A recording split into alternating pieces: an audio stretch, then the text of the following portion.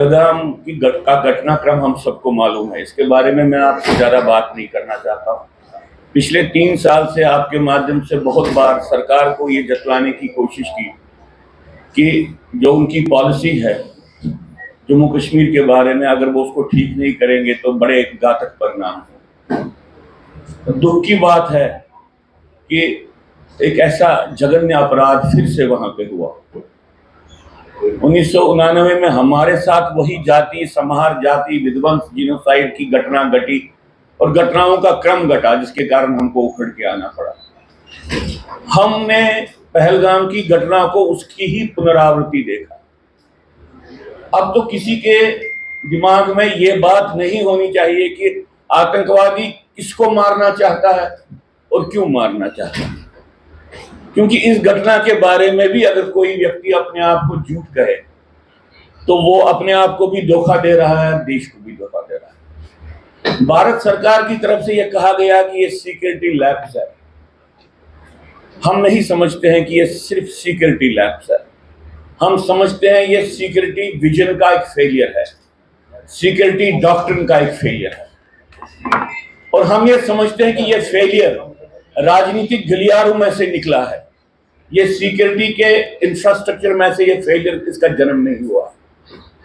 राजनीतिक सोच जो पिछले 10 साल जम्मू कश्मीर में भारत सरकार की रही है, ये घटनाओं का क्रम जो पहलगाम में अब आपके सामने आया है और आप बार बार जम्मू में इसको घटता देख रहे हैं, ये इसलिए है कि राजनीतिक सोच ठीक नहीं है। राजनीतिक सोच उद्घोषणा करना चाहती थी कि नॉर्मलसी है, जब नॉर्मलसी नहीं थी। राजनीतिक सोच नजरअंदाज करना चाहती थी बहुत से ऐसे लक्षणों को, बहुत से ऐसे सिम्टम्स को जो सामने थे, वो देखना नहीं चाहते थे। इसलिए मैं समझता हूं कि ये पॉलिटिकल फेलियर सबसे ज्यादा है और उसके बाद स्ट्रैटेजिक विजन का फेलियर है, क्योंकि जो सरकार इतने साल के बाद भी बिल्कुल जो साक्षात सामने बातें हैं उनको मानने के लिए तैयार नहीं है, वो सरकार शायद सिक्योरिटी के लिए जो करना है वो कर नहीं पाएगी। अगर भारत सरकार की बात को समझा जाए, वो कहती है कि पाकिस्तान ने ये किया, हम भी कहते हैं पाकिस्तान इसमें शामिल है, बुरी तरह से शामिल है, एक फ्रंटलाइन एक्टर के रूप में शामिल है। और अगर उनको लगता है कि पाकिस्तान हर एक तरीके के आतंकवाद के पीछे जम्मू कश्मीर में है, तो हम कहना चाहते हैं कि भारत सरकार ने अभी तक पाकिस्तान को आतंकवादी स्टेट घोषित क्यों नहीं किया है। आज आपकी प्रेस कॉन्फ्रेंस के माध्यम से मैं कहना चाहता हूं कि भारत सरकार को पहला जो नॉन काइनेटिक मेजर है, जो पहला करना चाहिए था, पहलगाम के जो हत्याकांड के बाद, जो मैसेकर हुआ इसके बाद, उनको पाकिस्तान को आतंकवादी राष्ट्र घोषित कर देना चाहिए था।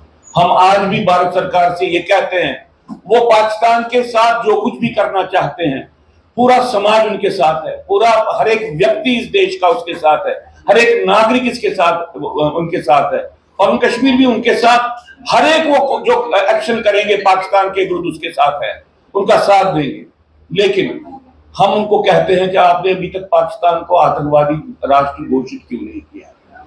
दूसरी बात, ये अपराध हुआ है, ये हिंदुओं के प्रति एक जीनोसाइडल घटना है। आपने अभी तक जम्मू कश्मीर में जो आतंकवाद हो रहा है, खासतौर से कश्मीर के आतंकवाद जिसने एक पूरे समाज को निकाल दिया, इसको जीनोसाइड घोषित क्यों नहीं किया।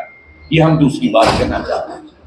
तीसरी बात आपके सामने हम ये कहना चाहते हैं कि हम सेकुलरिज्म चाहते हैं, हिंदू मुस्लिम भाईचारा चाहते हैं, लेकिन आपको ये कहना चाहते हैं कि जो आतंकवादी है उसके पास ये लक्ष्य नहीं है। आतंकवादी कोई और ऑब्जेक्टिव परस्यू कर रहा है। और हमने बार बार, जिसको मैं कहता हूं कब्रिस्तान का सेकुलरिज्म, जिसको मैं कहता हूं शमशान